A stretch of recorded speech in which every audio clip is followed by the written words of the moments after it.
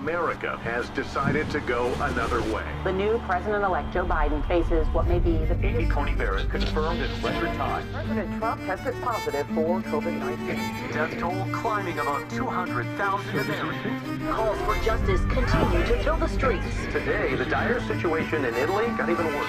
The first death this weekend in Washington state. President Trump, the third president to be impeached. We built the greatest economy anywhere in the world.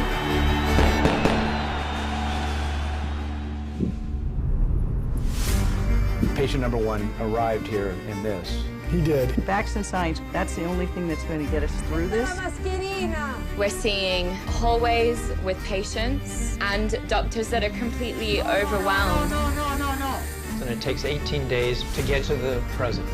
Correct. Every lab is fighting for itself. Every state is fighting for itself. There's a failure in the system. It creates sheer and utter chaos. She's 30 years old. She just had a baby. She's really sick. 31 employees of a local farm company have been infected by... It doesn't feel like we're essential. It feels like we're slaves. How big is this problem? The country's on fire and their anger is directed at law enforcement officers. Can this be done in a way that still respects people's rights? There's way more kids like this is going through the same thing as we are, because sometimes life just happens and things go the wrong way. Black and brown people who are disproportionately impacted by the virus, well, that's the same group of people that can make and break an election. Government orchestrated inside job. Conspiratorial thinking is a feature of this president. Mitch McConnell had the votes from start to finish. He knew it, and he behaved that way all along.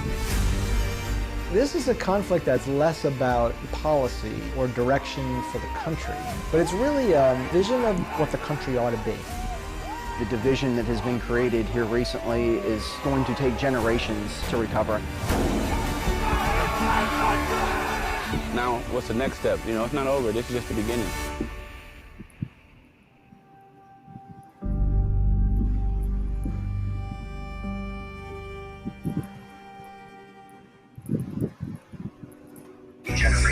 U.S. for the Klan, here we are. Is your sense that there's new energy joining these movements?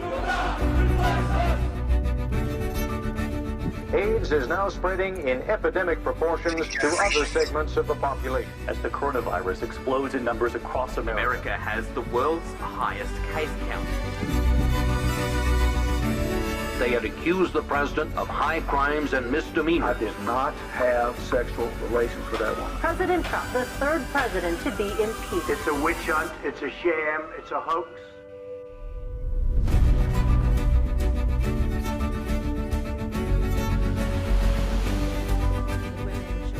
Have declared it a rogue operation. Of course it's a rogue operation. Nobody authorized this. How do we know until there is an investigation? It seems to me that you have made up your mind. No, you've made up your mind that it's a rogue operation. Can this be done in a way that still respects people's rights? Isn't there an incentive to detain kids? It's war, it's fighting, there is no security. Test the water. They should have tested the water. Simply because the company's been successful doesn't mean it's somehow too big. Sama. Sama, I need you to understand what we are fighting for. They definitely broke me. People were angry. Outrage machine. Are they going to start storming the gate?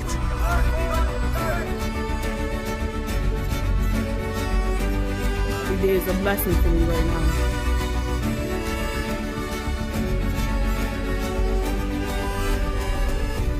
What is the advice you're hearing from the doctors? They're saying, get ready because this is very, very real.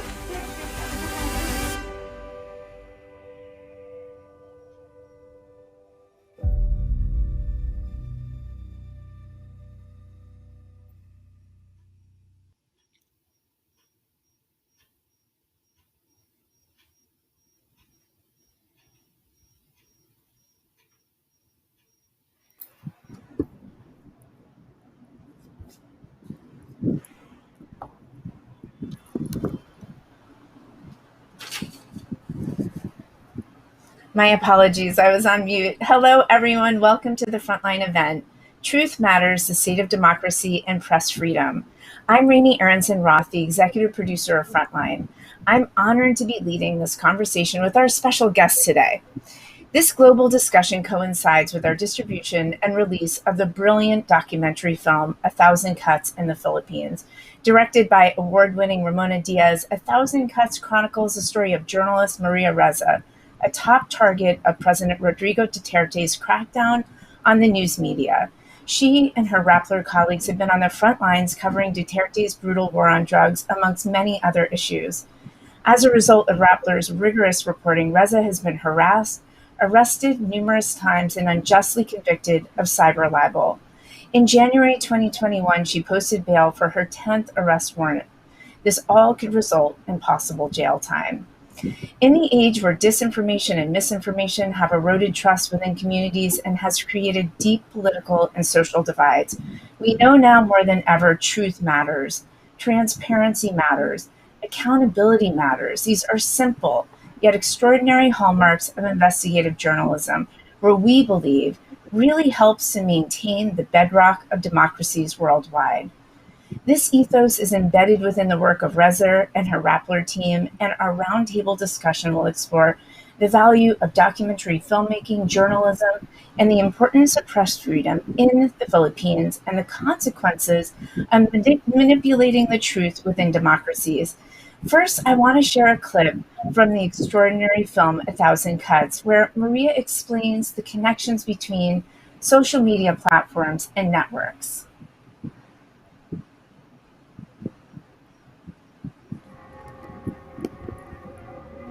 So why should you care about what happens in the Philippines, right? For one, we spend the most time on the internet, more than 10 hours a day. We spend the most time on social media globally. And as we found out, lies laced with anger and hate spread fastest. When you only look at content, it's a whack-a-mole game. I want to figure out what the lie is, then look at the network that spreads the lies. That's the nervous system. We started looking at one account that was attacking all journalists are corrupt. One account that had 25 followers. They were all following each other. We fact-checked every single item. These were all fake accounts. We began to count and found that 26 fake accounts can influence up to 3 million other accounts. 3 million. I think the first attacks, this word prostitutes, you can even track this word. Molka Uson starts to popularize prostitutes, Thinking Pinoy picks it up. Then it's repeated 1 million times to make you distrust institutions, to shift the way you think. In May 2017, we did a story on the transcript of Trump's call with President Duterte. Rappler just made the Philippines a legitimate target of North Korean nuclear missiles. It's laughable, but people believe it. It jumped to, I can smell an arrest and possible closure of Rappler.com. Then from there, we go to sexualized attacks, fuel misogyny. Women are a favorite, easy target.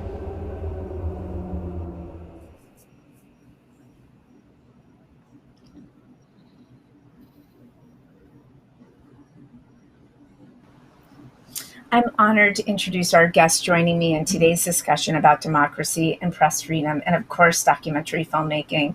First, we have Maria Ressa, the CEO and president of Rappler. A personal note about Maria.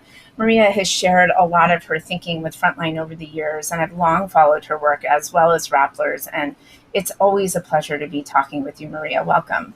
Ramona Diaz, and great to have you here. And Ramona Diaz, of course, the film director of 1,000 Cuts. Again, someone I have long admired her work. It was a real pleasure for us at Frontline to be able to feature her film, 1,000 Cuts. Pia Renata, a political journalist from Rappler who covers the office of the president. Pia, a pleasure to finally meet you, and I can't wait to meet you actually in person as soon as we can. Rambo Talabang, also a journalist from Rappler who covers security, crime, and what is happening in the Manila region. This is a really important situation which you've been covering, Rambo, and I'm also looking forward to discuss your personal situation right now as a reporter in the Philippines. And of course, Luan Duan, our final panelist, a journalist at Rappler who covers justice and corruption. So let's get started. Maria, of course, I want to start with you. How could I not? And it's just a pleasure to be with you, but also your reporters and Ramona today. Of course, the film itself, and you said you watched it yet again this morning, shows us that you've been through such an ordeal over the last several years, from being targeted by the government to harassment off and online. It's been almost continuous. But of course, what everybody's wondering right now is what is going on with you currently? And if you could just round up this week alone, what you've been through and your colleagues as well. Yeah, I think, watching the film in the Philippines, so thank you for the release today. Watching it in the context of this increased violence. First, the poor were killed. Now you have, from the drug war, it went on lawyers. I think Leanne has done that reporting. By our count, at least 56 lawyers, judges, prosecutors have been killed. And then the very last one is just last Sunday, Bloody Sunday. Security walked into, essentially knocked on the doors of activists in the early morning hours at 5:30 in the morning. And at least 9 have been killed, and then more arrests. So it feels like we're crossing yet another point, and this, watching the film in this context, made it new again, even though we lived through it. And I'm thrilled to be with all the people who have, who I've been living through this with. Thank you for sharing that. And we have been watching, but what I really, really admire about the work of Ramona and all of your work is the fact that she was able to be on the ground and really show us what it's like. There's only so much that we see in the US of what is happening on the ground in the Philippines, or anywhere for that matter. And documentary filmmaking has a way of opening up the story in such an extraordinary way. And of course, 1,000 Cuts was one of your statements, Maria. And Ramona, now I'd love to talk to you about your process. It's difficult to hear what Maria just said, but if we can go back for a moment, you started to film and the story took off. And I'd love to understand from a filmmaking perspective, how did you respond and what inspired you to do this? Hi, and first of all, Rainey, I echo Maria in thanking you. Thank you for Frontline stepped up to the plate and distributed this, streamlined this in the Philippines for free. You don't even have to have a subscription. So really, thank you so much. And it's so great to see Rambo, Pia, and Lian here. First time, in a conversation with them. But so going back, this goes back to 2016, right? When President Duterte became, rose to power in the Philippines, because I was born and raised under martial law, under dictatorship. So to me, it seemed really regressive that Duterte was president. So what drew me there really was the fact that he was in power. I wanted to see what was going on. And, my process always starts with really explorations. I explore and see what is going on in the ground. Of course, what drew me first, my attention was on the drug war, because I started looking at, the pictures started appearing on my Facebook feed, right? And they were horrific photographs. So that was the first impulse, right? To go back, see what was going on. And when I got to the ground in the Philippines, a lot of people were covering the drug war. And why not? It's full of spectacle. It's ripe for a film as well. And a lot of films have come out about the drug war since. So I looked around and Maria and Rappler talking about impunity, and not only the drug war, but also connecting everything to disinformation, which then made it more global story. But because I'm really very interested in a documentary film, you have to be specific, right? It has to be rooted in specificity. So in order for the contours of the story to really pop out. But because it was disinformation, it sort of elevated it to this global. It had global resonance. Then obviously, then you follow the story. Maria gave us access, and you can't plan it, right? She gives you access, and I decided, okay, I'm going to start filming as election campaign takes off for the midterm elections, and then of course the day after campaigning, she gets arrested. You cannot plan that. I wish I could say, no, we all knew. So, we were ready for it. You can't plan it. It's like the documentary God's gifting you with something.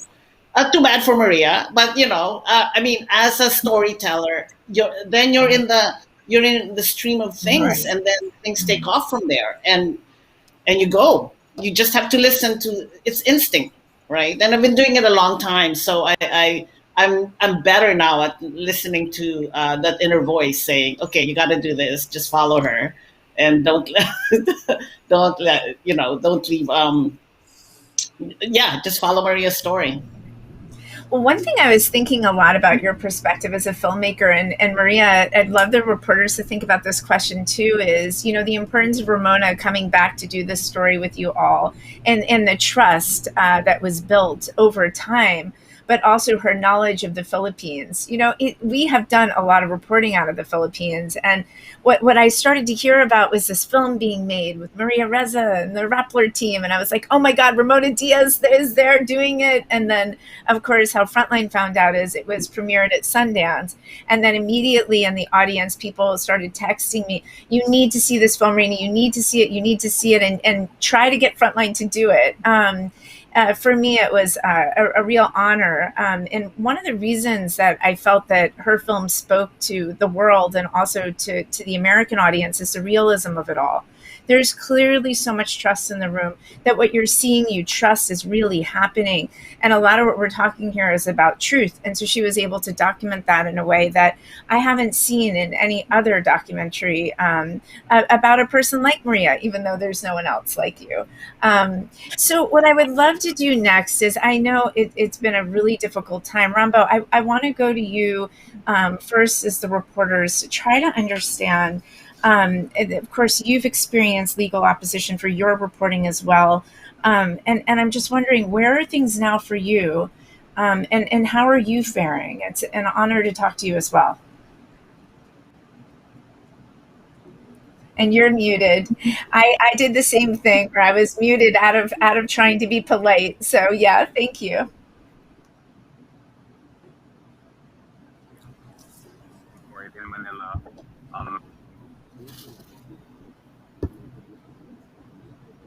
So Rambo, we cannot hear you still. Yeah, let's try that. Let's see. And if you can't, I'll have you work on your audio, and I'll talk to Luan. Or how is it going now? You want to try again?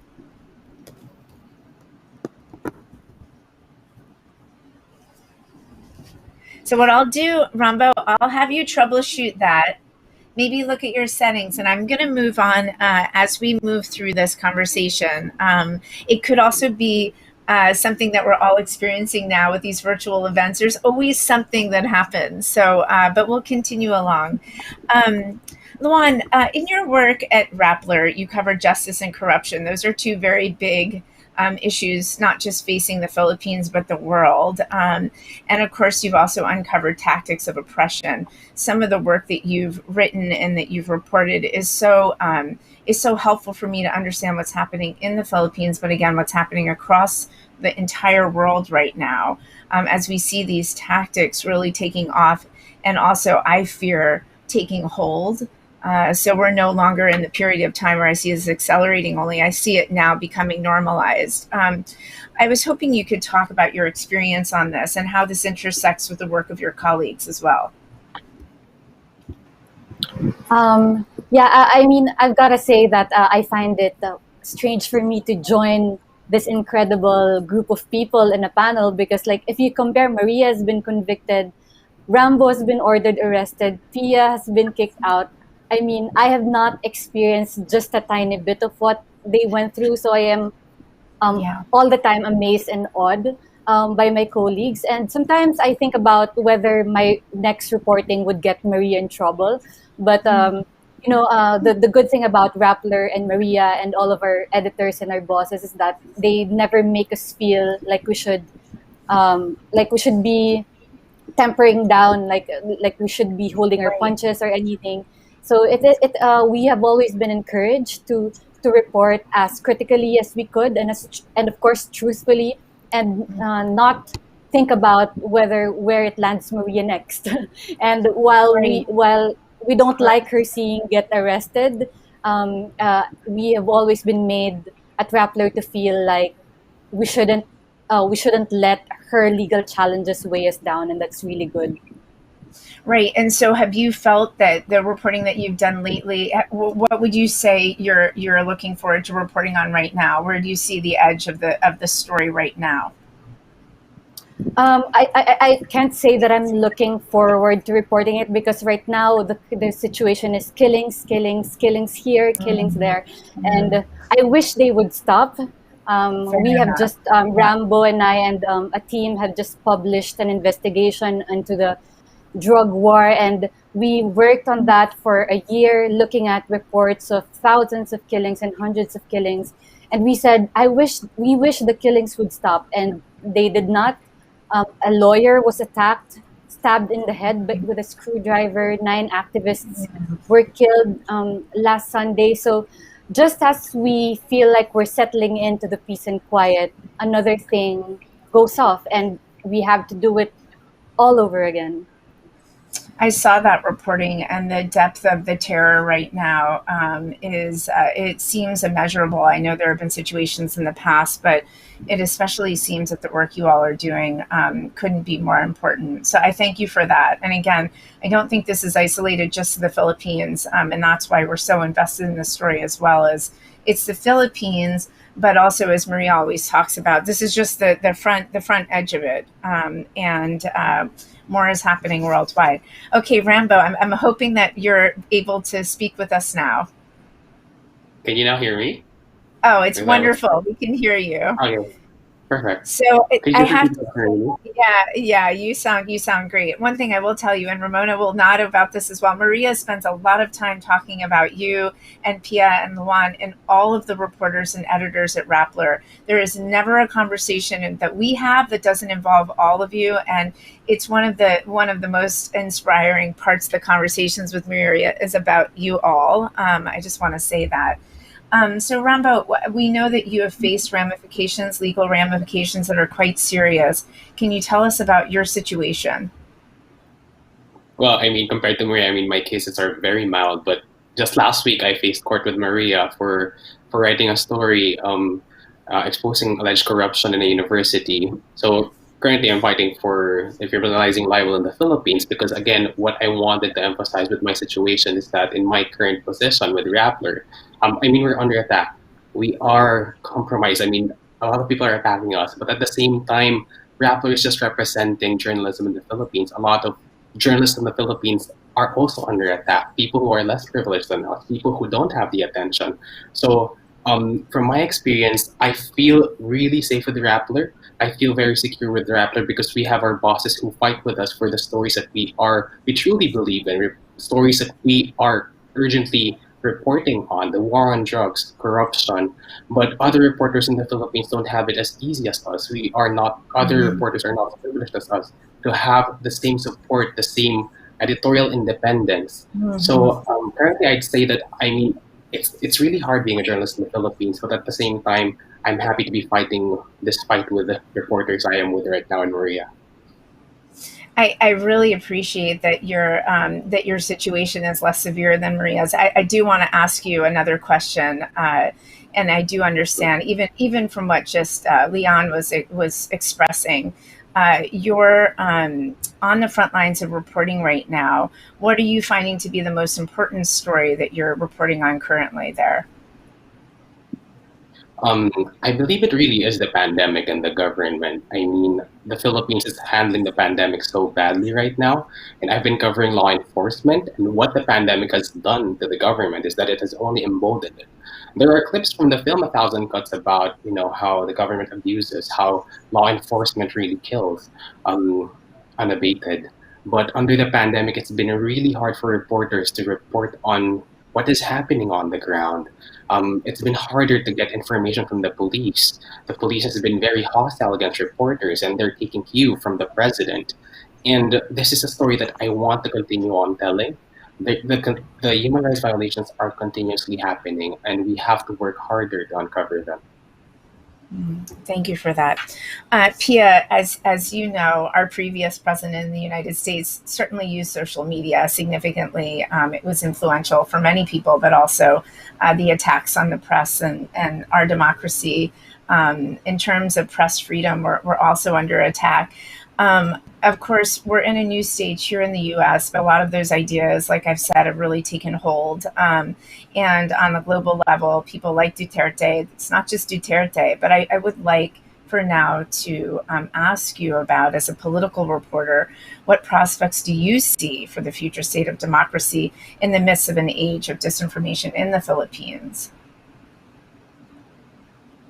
A lot of it hangs in the balance of the pandemic. I think that the pandemic is really changing a lot of political prospects for candidates here. Like, it's people think that the pandemic will be a major election issue, and I agree because it's so tied to the economy. And you know, like a lot of the shows voters. But also interesting also that next year will be election year. So everyone is waiting to see how President Duterte will move. He will anoint as his chosen one to succeed him. We all know that it's interest to make sure that an ally wins, because he can expect if someone from the opposition would win, then he or she would be expected to hold Duterte accountable, him and his allies. So there's definitely a lot at stake for Duterte and his allies next year. And 2021, this year, will basically set the stage for elections. So we're already seeing, movement on that front. We're already seeing Duterte talking about who he wants to succeed him. And at the end of the day, will he be allowed to just leave without any justice done? Like the drug war, the pandemic, all of the failures of his government, will he be allowed to be replaced by someone he trusts, who will protect our democracy, move on from this and finally, see someone who can exact accountability for this presidency? Because a lot was lost, a lot of the facets of our democracy that we, thought we had, right? Like people, for example, appreciating the role of media, people appreciating due process.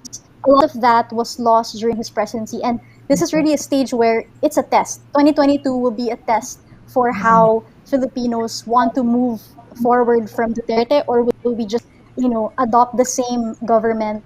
And what then will happen to our democracy? Pia, we're going to share a clip, and I know you're familiar with it, with you and President Duterte. And of course, it struck all of us how brave you were, but also how I would love to talk to you afterwards about how that actually felt to you. And I've never been able to ask you that question personally. So we'll roll the clip now, and then we'll come back in just a few moments.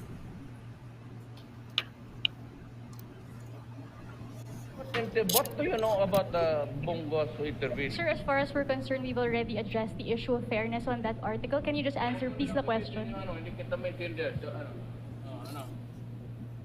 Find a way na masabi ka nagtotoo nag-intervene kami. I'll give it to you.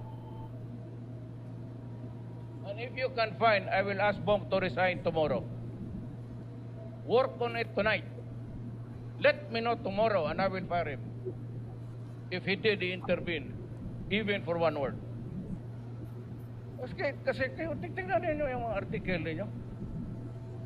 Maligaya kayo yung gawain nyo sa kapwa-tao ninyo yan araw-araw.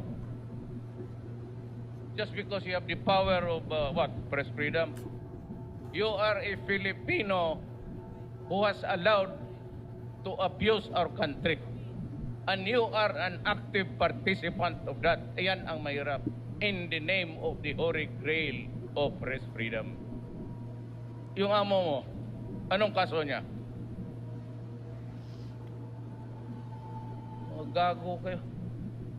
Yung inyong mga reporter, they will be allowed to criticize us. But you go to jail for your crime.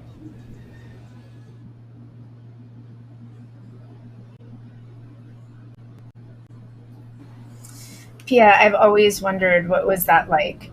Just tell us how that was.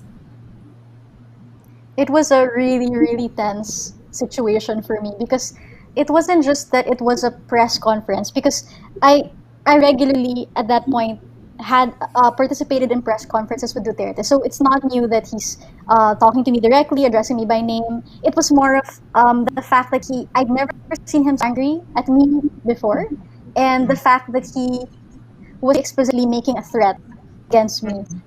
And also, it was very obvious to me that the way he talked to me, it would signal that I would be part of a story. I would be part of the news, because in other press conferences, right? It was really mostly me doing the questioning. He would maybe like let off a remark or some sort of offensive side remark, but this conversation, it really was between him and me. He was really putting me on the spot, and I became part of the story for that night. And that's a very uncomfortable position for any journalist. No reporter wants to be in front of the camera becoming the news. No reporter wants to be put on the spot and like the mics turned on them. It's a very uncomfortable situation, and it was also very clear to me, very heavy on my shoulders, that it would not be only me who would be judged for how I would act that night, but it would be Rappler and also Filipino journalists in general. How would we be judged by this moment where you have the most powerful elected official in the land talking down to a reporter, making baseless claims about the fairness of our article, when we had already addressed so many points that he had raised? So it was really being conscious that you're part of the narrative he's weaving, that you're becoming an instrument of this narrative. And so that's why I felt like so many things were going through my head. How do I respond? Should I react? How should my face look like? Like, what should my mouth be? What position should it be in? I can't smirk because it might strike people the wrong way. So it was such a tense situation, and I kind of breathed, kind of reminded myself, have to be calm, to be careful with your words, because so much relies on that. Well, that takes extraordinary composure. That's all I can say. Did you and Maria and the other editors speak about situations like this in advance to sort of understand how that might unfold, or did this take you by surprise? We never really had a sit-down discussion about how to react to a situation like that, because we never really expected something that intense to happen. Like in the past, we've had situations where Duterte would make some insults, for example, about wolf whistling another reporter. And so I asked him about it, like I called him on it. And the fact that Rappler, my bosses, did not, like get angry at me for that, even cheered me for that, that already kind of gave me a signal for that particular situation where Duterte got mad at me, that they trust me in how I act, that they know that I will do the right thing, and as long as I stick to my guns and just be calm and not let him get the better of me, then I should be okay. So that was really what I was thinking, that okay, I think that Rappler will be behind me as long as I act in a composed manner and just calmly say our side and stick to the issue. Maria, I'm going to go to you next. I mean, hearing the reporters of Rappler talk like this honestly gives me so much faith in journalism and in the real integrity of the work that you're all doing. But just how does it feel when your journalists are speaking about this and talking about the strain that they've been under, but also their commitment? And does it move you? I love it. I mean, that's, Pia at that point was being bullied by the most powerful man in the country. And she responded in an amazing way. Rambo, every day, Rambo reports on the police, right? The police, they issued an arrest warrant. Leanne reports on the law that we see crumbling. And I have to worry about what I say. Anyway, look, I feel like many things are happening simultaneously. We're fighting for our democracy. We're fighting for our rights. We're fighting to be journalists. And more than that, I'll shut up and let you listen to not just the present of journalism, but the future of it. Like, this is why it's so exciting. It's inspiring because despite the bad, what we do matters. What they do matters, and What and they they're the do ones in the matters. front line. Right. I do want to talk, if you don't mind, about the variety of ways the weaponization against journalism and journalists. Maria, if you could just help our audience understand the range. I think it's important. And we saw a lot Ramona's of this. Yeah, Yes. I mean, it's the same as you in the States, right? It's bottom up, it's top down. I think, globally, the world we knew is gone, and journalists are having to step up to hold to the facts in every field. And I think you can see this in all of the studies that are coming out, looking at the power of disinformation, looking for facts. But I'll shut up because Ramona was raising. Ramona, you were next anyway. Oh, and we want to hear you, Ramona. We can't hear you. I was muted. That's like the mantra of this pandemic. I know. I just wanted to go back to Pia's story with the president. I think it's important to point out that in social media that the propaganda trolls, the way they framed that was that Duterte shamed Pia, and they were proud of it. Like, it's okay for the president to shame a journalist, right? So I think that's key, because that's how they pushed it out, right? The trolls. And you see that in the film. They were very proud that he shamed her, which is in what world, right? Should he be proud of that?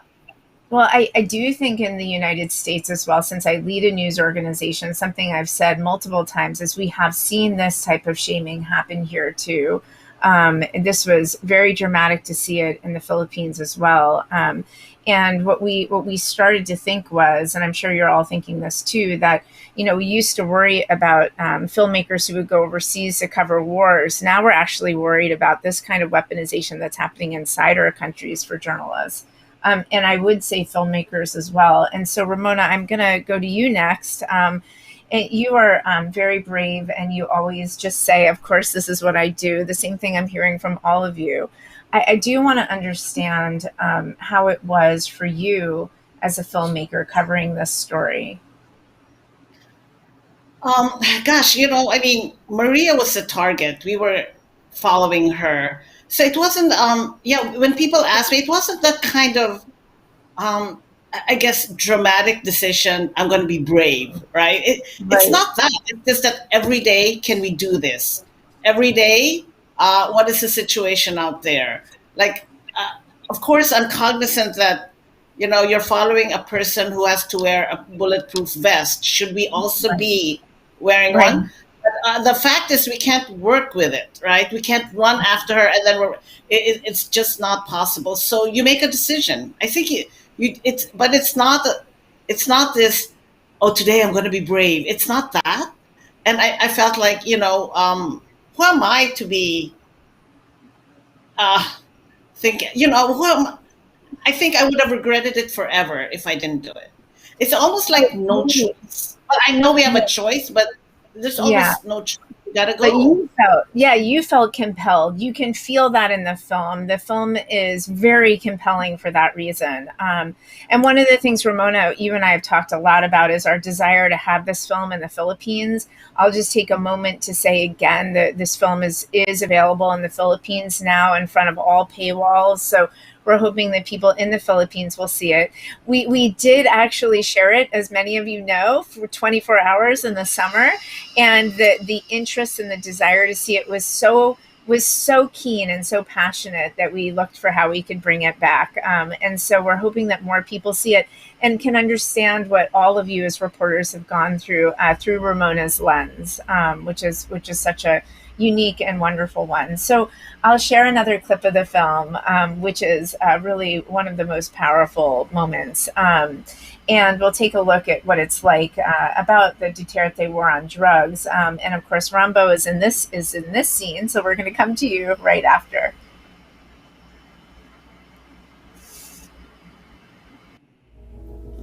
This case, the cyber libel case, the National Bureau of Investigation's own lawyers threw it out. But they reversed their position, and the Department of Justice and the government prosecutors now are taking this. The story, which supposedly violated the cyber libel laws, published 7 years ago, 4 months before the actual law we supposedly violated had even been enacted. They're applying a law retroactively, right?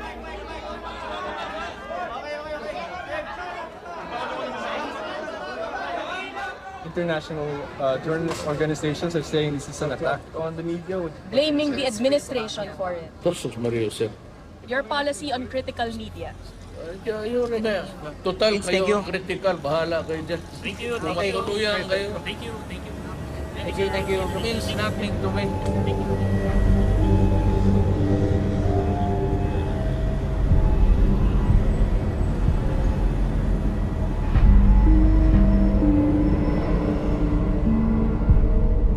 When the war on drugs started, a lot of people were dying.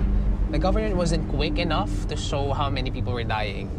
How many people were gunned down in police operations, how many people were gunned down by vigilante-style killers. So there's discounting by the government. 4,500 gunned down within police operations. And human rights advocates estimate the killings to be around 20,000, including the killings which were at least inspired by the war on drugs of President Duterte. Tonight we are following a team of policemen conducting a simultaneous anti-crime and law enforcement operations to seize people who are violating city ordinances following the order of President Rodrigo Duterte to go after tambays. We will see how they execute the order of the president.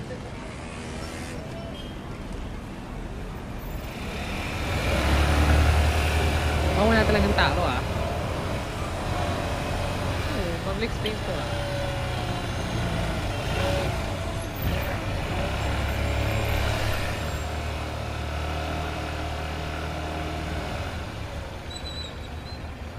Pwede kayo may interview, bilis lang sir. Baba lang ako. Quickie. Drug cleared na ba kayo? Drug cleared na dito? Hindi pa. Magano pa lang kami. Umikot na. Ay, nag-ikot. Kala ko kung papel lang. I mean, drug cleared na yung barangay. Declared as drug cleared na. Alam naman nila. Okay. Malinis na rito. Congratulations, sir. Talagang sinisipat nila. Tsaka sa tulong ni sir. Talagang malinis. Sir Vic. Kung wala siya, hindi rin kami gano'ng makakilos na gano'n. Ang ganda na may CCTV. Kayo nagpakabit, sir? Hindi parang hindi yan. Marangga. Tama.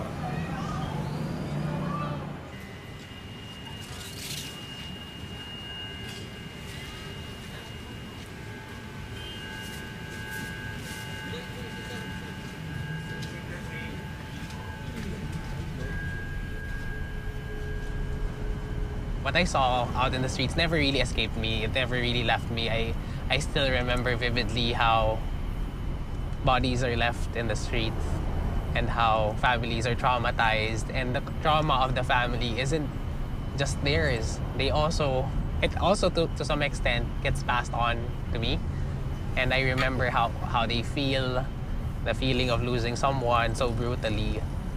It affected me, and sometimes it also appears in my dreams. Makalag na din tayo. Delikado na. I'm terrified daily because I'm so close to the ground. The concern isn't getting hit from above. It's getting hit from below. It's not that the president will name me, but that a story I did wrong or a person I shouldn't have named would die because of what I did. And half of me is the journalist who wants the story. And the other half is I do not want to be party to anything like this. It sort of leaks into every part of your life, the paranoia.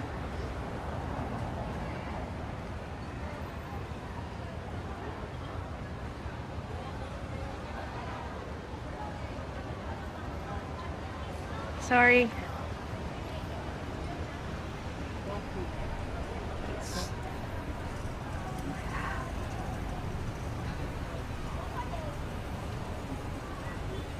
See, Maria says a lot she doesn't scare easily. I do.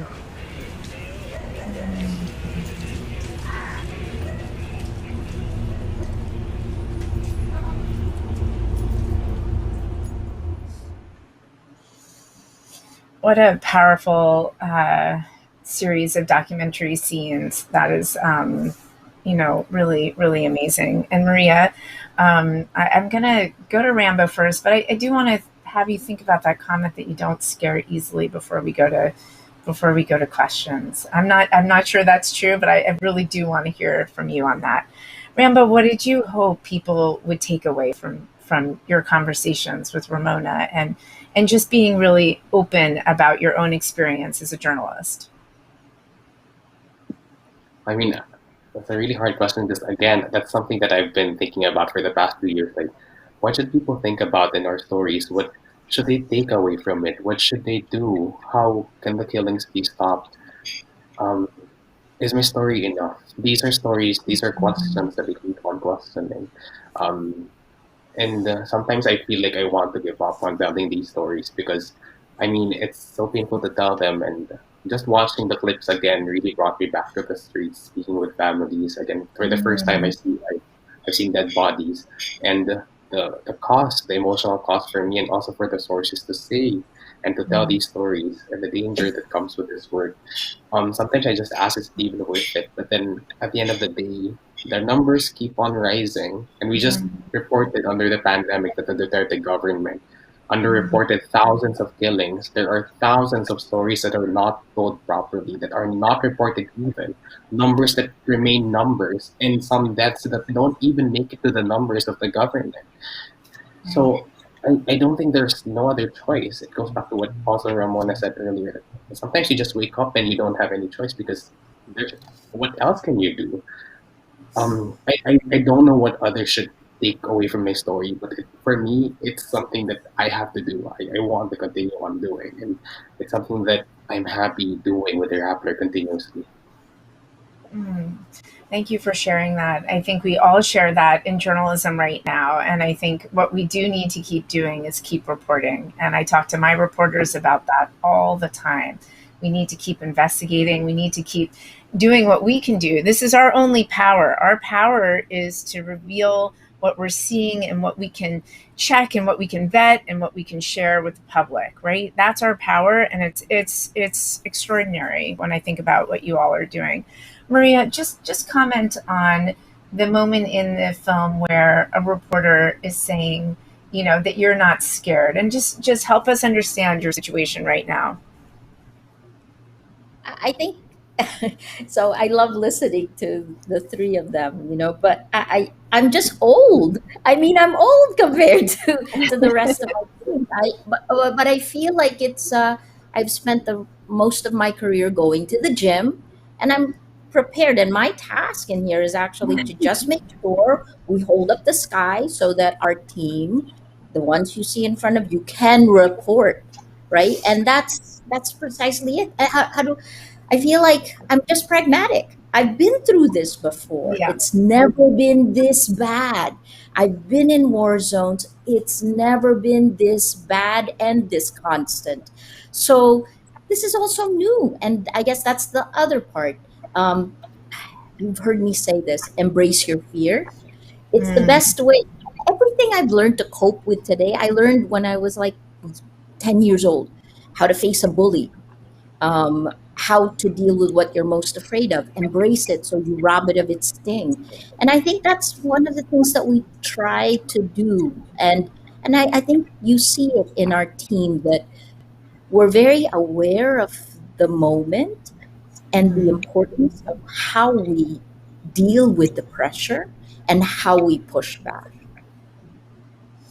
Thank you for that. We have a great question from the audience. There's so many questions. We won't get to them all, but we will have time now for a few questions. And Ramona, Maria, any of you, I think, can answer this one.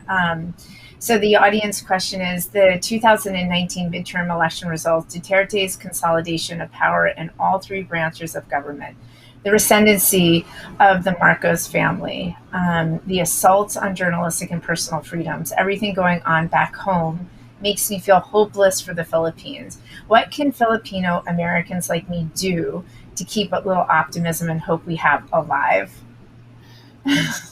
Maybe Ramona, do you want to try to?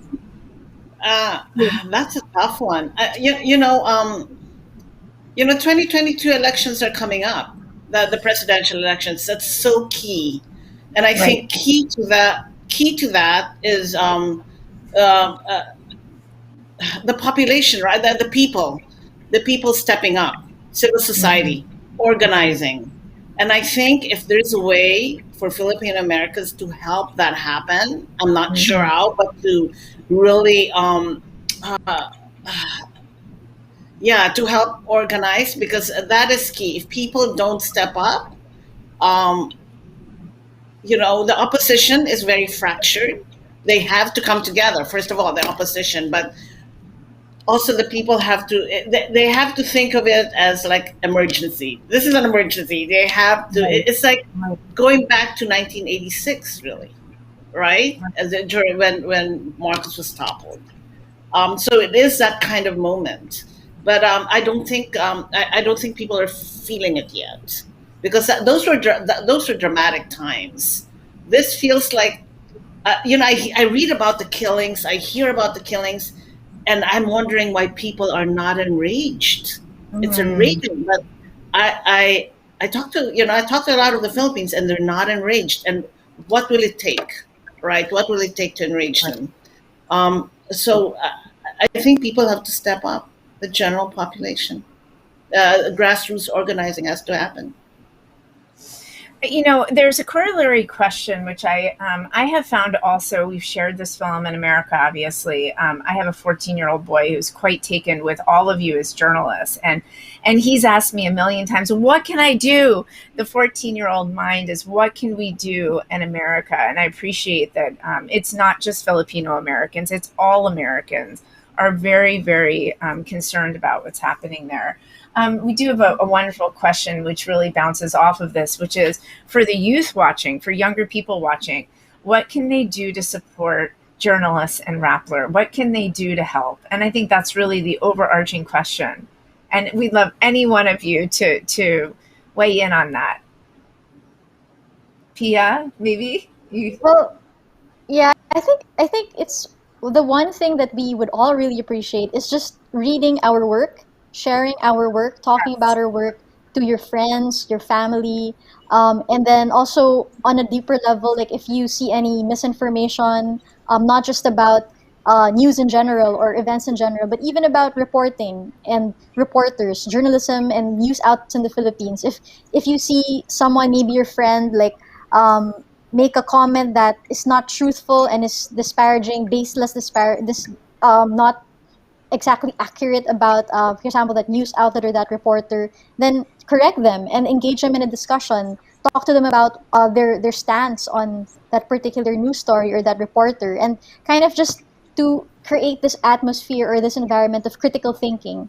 I think reporters thrive in society that reads and thinks critically. We cannot thrive in a place where, people will just believe the government because they're authorities and will question always any reporter just because they're not the authority, just because they're not elected. So we need more people to think in this way, to kind of think critically and see exactly how the media works and how they get these stories, see that, they're not necessarily paid hacks like the way government will spin a narrative on. I mean, just to have that questioning mindset, I think is already a big boost to journalists and gives us a platform to share our stories and make our stories have impact.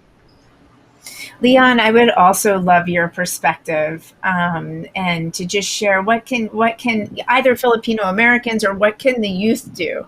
And I would say that's the international youth. One thing that inspires me the most is younger reporters and the youth movements that we see across climate to disinformation, misinformation, up against dictatorships. So any perspective from you would be helpful. Yeah, just echoing Pia, just really helping us shine the light on these stories, amplify the stories, because you've got to understand that when you amplify stories, you do not amplify Rappler or you do not amplify Pia or Maria. You amplify the Filipino people, the Filipino who's speaking in that story. And the question was, it feels hopeless. How do we keep optimistic? I say that Filipinos should not be judged by how bad their government is, and that's true for all country and for all nationalities, but it's really true to Filipinos. They're really amazing. Our sources are amazing, and I mean, we can keep talking about how journalism or the work that the Philippine media does is amazing, but journalism is only as courageous as its sources will be. Last week, I spoke to a mother who picks garbage for a living. Her son was killed in a police operation, and she has nothing, basically. And I was trying to almost convince her not to go on record, or at least not to give out her name, just to keep it at an anonymous source. And she was saying, no, I want my name out there. I want my son's name out there because I'm fighting for justice. And I had to ask her, why? Why are you willing to put your name out? And she said, why should I be the one who's scared? I was not the one who killed my son. It's them who killed my son, so they should be scared.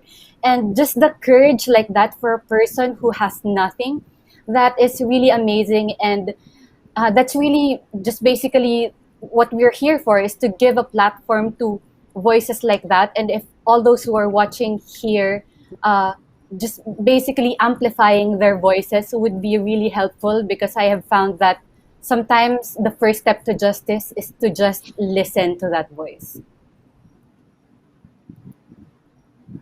Thank you so much for that, Leon. Yeah, that's really powerful. Ramona, there's a question for you, and the first question is, what were the difficulties encountered in the process of making the documentary? Which I'm sure there were many. And the corollary to that is, was there something that you hoped to include that you couldn't?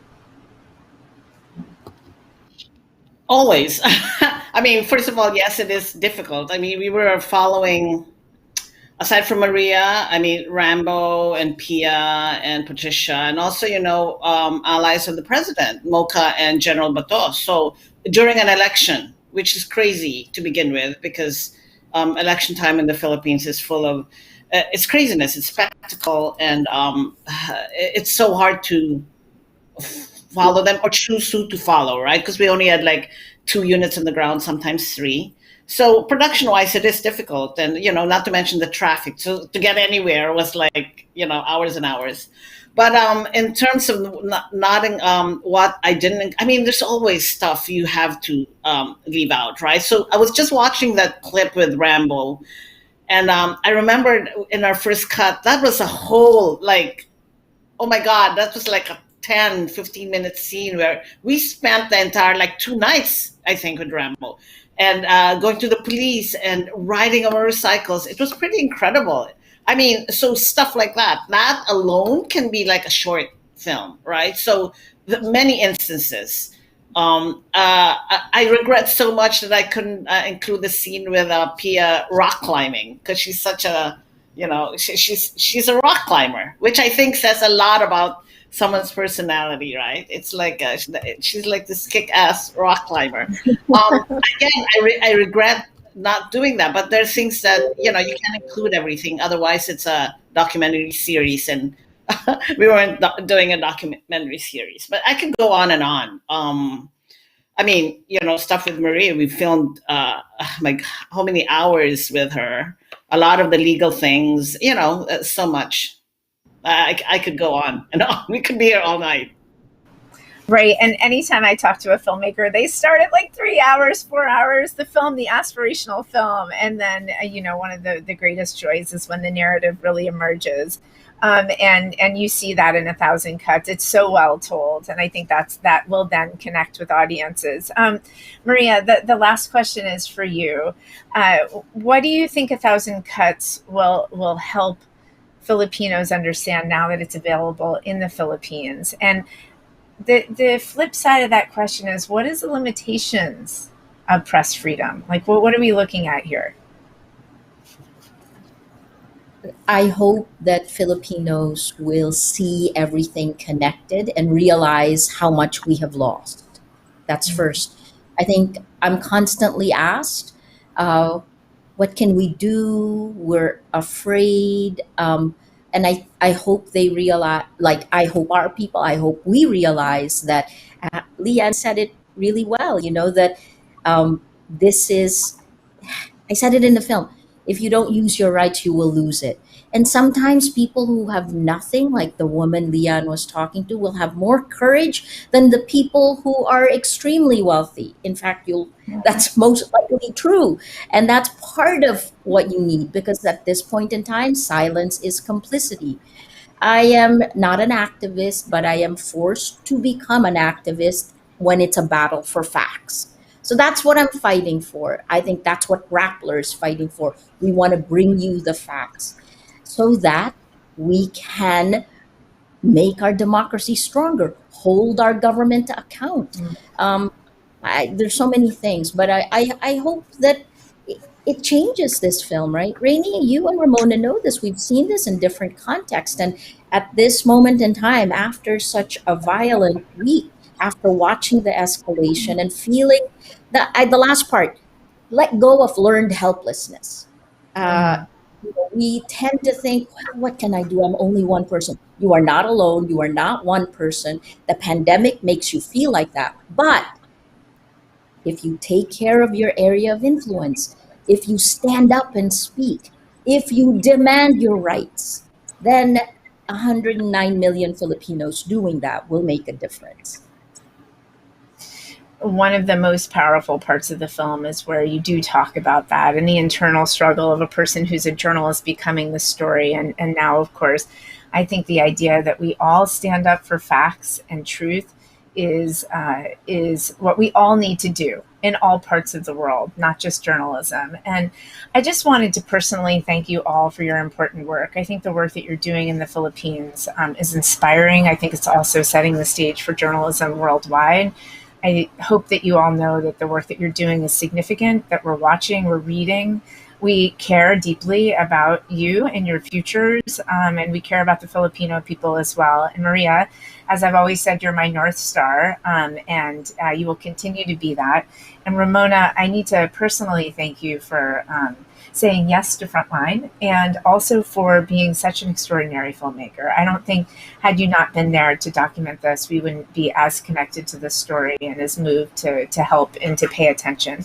Thank you for everyone who joined us in this important conversations, for your questions. And this won't be the last time that we talk to all of you. Thank you very much.